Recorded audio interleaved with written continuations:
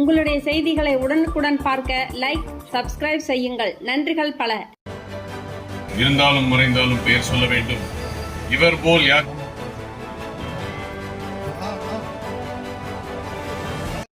இந்த மண்ணின் மைந்தன் ஆம்ஸ்ட்ராங்கை வரலாறு மறக்காது என்பதே இன்றைய உறுதி.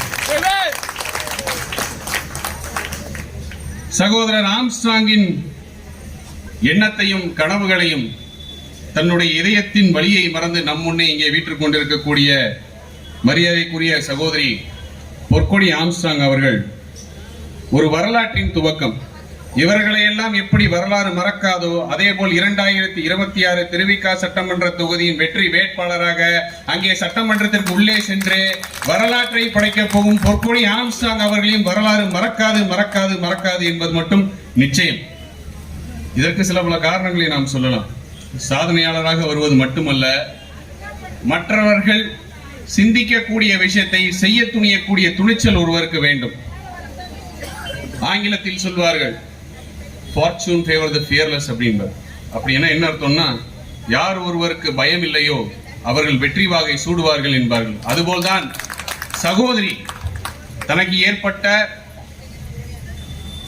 துயரத்தையும் மறந்து அதையும் கடந்து என்னை போல் தமிழகத்தில் இன்னொரு பெண்ணிற்கு ஏற்பட்டு விடக்கூடாது என்பதை மனதில் தாங்கி இவற்றுக்கெல்லாம் ஒரு முடிவு கட்ட வேண்டும் என்று துணிந்து பொதுவெளியில் வந்து நியாயம் கிடைக்க செய்ய வேண்டும் என்கின்ற ஒரு போராட்டத்தின் துவக்கமாக இன்று திருவிக நகரில் நம் முன்னே அமர்ந்திருக்கின்றார். தேடி வந்த இடம் அனைத்திந்திய அண்ணா திராவிட முன்னேற்ற கழகம், நம்பிய தலைமை புரட்சி தமிழர் எடப்பாடியார். வரலாற்றை திரும்பி பார்க்கலாம். வரலாறு நமக்கு சொல்லும். சிலப்பதிகாரம் என்ன சொல்லுது? பாண்டிய மன்னன் தவறாக கொடுத்த ஒரு தீர்ப்பினால் தன் கணவனின் உயிர் மீட்டதை அறிந்த கண்ணகி நேராக அங்கே சென்று, தேராமன்னா செப்புவதுடையேன் என்று சலங்கையை உடைத்து நீ தவறாக தீர்ப்பு கொடுத்து விட்டாய் என்று அன்று மதுரையை எரித்தாள் கண்ணகி. ஆனால் இன்று சட்டமன்றத்தில் நம்முடைய சகோதரி நுழைந்து தேராமன்னா செப்புவதுடையேன் என்று கேட்ட கண்ணகியோட நவீன கண்ணகியாக பதவி இழந்த டோப்பா மன்னா மு.க. ஸ்டாலினே அப்படி என்று கேட்கக்கூடிய கால சூழல் கண்டிப்பாக வரும். அது வரும்போது கேட்கக்கூடிய இடத்தில் மு.க. ஸ்டாலின் இருப்பார் என்றால் மு.க. ஸ்டாலின் அங்கே சட்டமன்றத்தில் இருக்க மாட்டால், புழல் சிறையில் களி சாப்பிட்டுக் கொண்டிருப்பார். எத்தனையோ காரண காரியங்கள் இருக்கலாம் ஒருவரின் உயிரை பறிப்பதற்கு. யாருக்கும் அதன் உரிமை கிடையாது. ஆனால் ஒருவருடைய உயிரை பறிப்பதற்கு எத்தனையோ காரண காரியங்கள் இருக்கலாம். பகை இருக்கலாம், உளைச்சல் இருக்கலாம், போட்டி இருக்கலாம், பொறாமை இருக்கலாம். ஆனால் வஞ்சகம் மட்டும் இருக்கவே கூடாது. வஞ்சகத்தினால் வீழ்ந்த வரலாற்றில் ஒன்று என்றால் கண்ணன், கிருஷ்ண பெருமா என்று சொல்லுகின்ற கண்ணன் வஞ்சகத்தால் வீழ்ந்தான். கண்ணன் அதன் தொடர்ச்சியாக இன்று கலியுகத்தில் வஞ்சகத்தால் வீழ்ந்த ஒருவர் இருக்கிறார் என்றால் அது நம்முடைய சகோதரர் ஆம்ஸ்ட்ராங் தான். எந்த வஞ்சகத்தினால் வீழ்ந்தார்? யார்கிட்ட ஆட்டையை போட்டாரா? ஏதோ குடும்பத்தில் 4 பேர் கொலை பண்ணிட்டு நிற்கிறாரா? இல்லை ஏதோ ஊழல் பண்ணி யாரை ஏமாத்திட்டாரா? கிடையாது. இன்று நான் சொல்கிறேன் உண்மை என்னவென்று நான் சொல்லுகின்றேன்.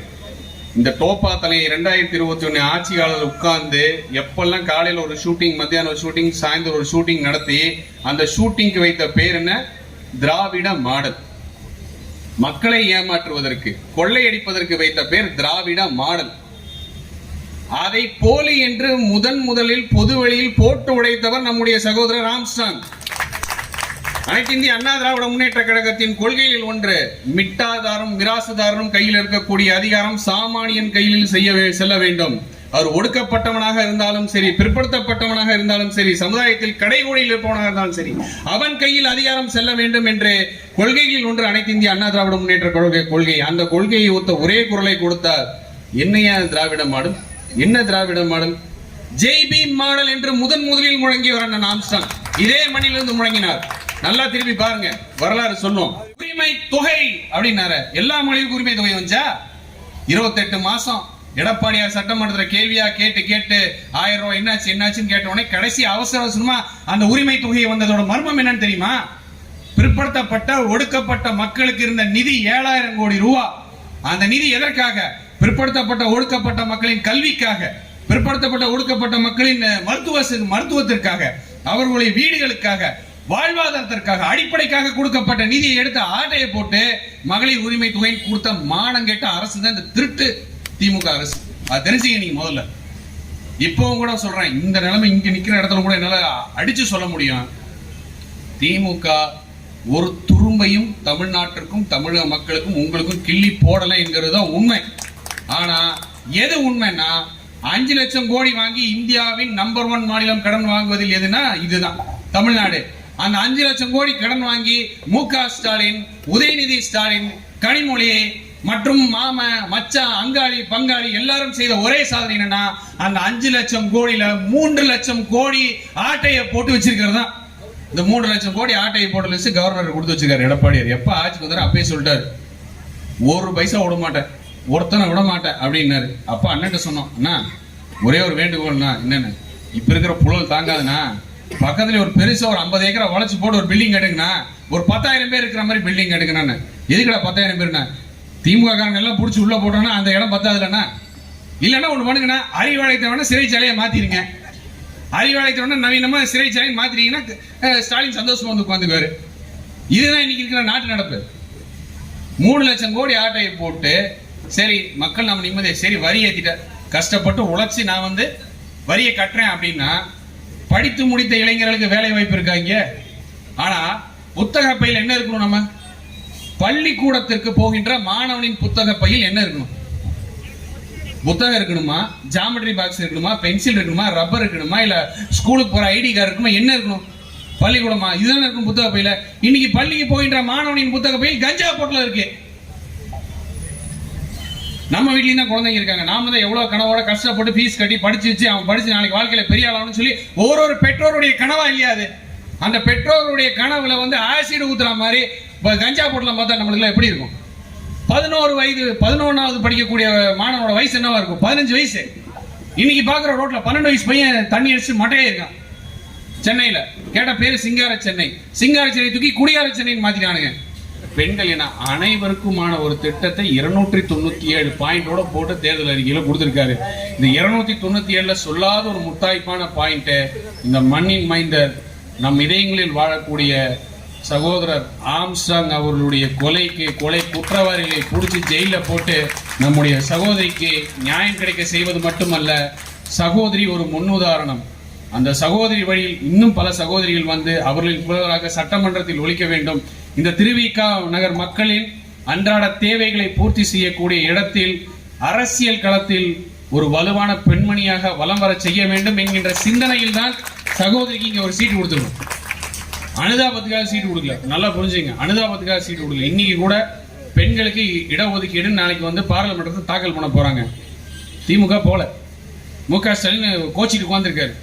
இப்ப கொண்டு வர எலெக்ஷன் வருது, எலெக்ஷன் தான் கொண்டு வரக்கூடாது. நல்ல விஷயம் தானே.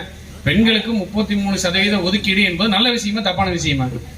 உள்ளாட்சி தேர்தலில் 50 விழுக்காடு அம்மா பண்ணாங்க. இப்ப நாடாளுமன்றத்தில் சட்டமாவே கொண்டு வர போறாங்க. மு.க. ஸ்டாலின் வேண்டாங்கிறாரு. ஆனா நம்ம அப்படி இல்லை. நாங்க வந்து ஒரு தாய் புரட்சி தலைவி அம்மாவை தாயா வச்சு தாயா வணங்கி இருக்கோம். சகோதரி ஒருத்தர் வரணும், அரசியல் களத்துக்கு வரணும். எப்படி சகோதரி நான் பட்ட துன்பம் இன்னொருத்தர் படக்கூடாதுன்னு வந்திருக்காங்களோ அதை ஒரு உந்துதலாக எடுத்து அந்த சகோதரியை பார்த்து இந்த ஏரியாவில் இருக்கிற ஒரு 100 சகோதரிகள் 1000 சகோதரி அரசியலுக்கு வரணும். அவர்கள் வந்தால் அவரை அரவணைத்து அவர்களுக்கு அங்கீகாரம் அளிக்கக்கூடிய ஒரே கட்சி அனைத்து இந்திய அண்ணா திராவிட முன்னேற்ற கழகம் மட்டும்தான்.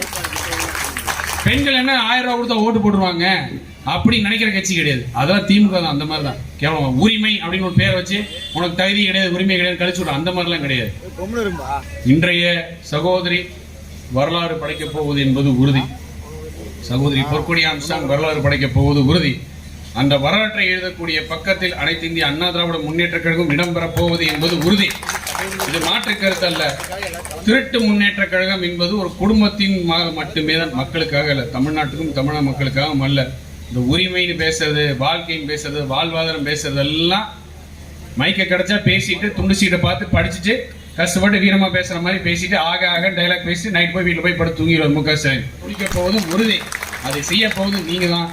அது இந்த மண்ணிலிருந்து அந்த மாற்றம் துவங்கட்டும். அந்த மாற்றத்தை துவக்க மட்டுமல்ல, இப்படி ஒரு அரிய நல்ல வாய்ப்பை அளித்த உங்கள் அனைவருக்கும் நன்றி பாரி விடைபெறுவதற்கு முன்னர் இன்று அண்ணல் அம்பேத்கர் அவருடைய 135வது பிறந்த தினம். அவருடைய எண்ணங்களை மனதில் ஏறி நமக்கெல்லாம் ஒரு வழிகாட்டியாக இருந்த சகோதரர் ஆம்ஸ்ட்ராங், இவர் இருவரும் நினைவாக மட்டுமல்ல, இவர்கள் செய்த பணிகளுக்கு பாராட்டும் விதமாக நாம் அனைவரும் ஒரு நிமிடம் எழுந்து அவருக்கு மரியாதை செலுத்துவோம்.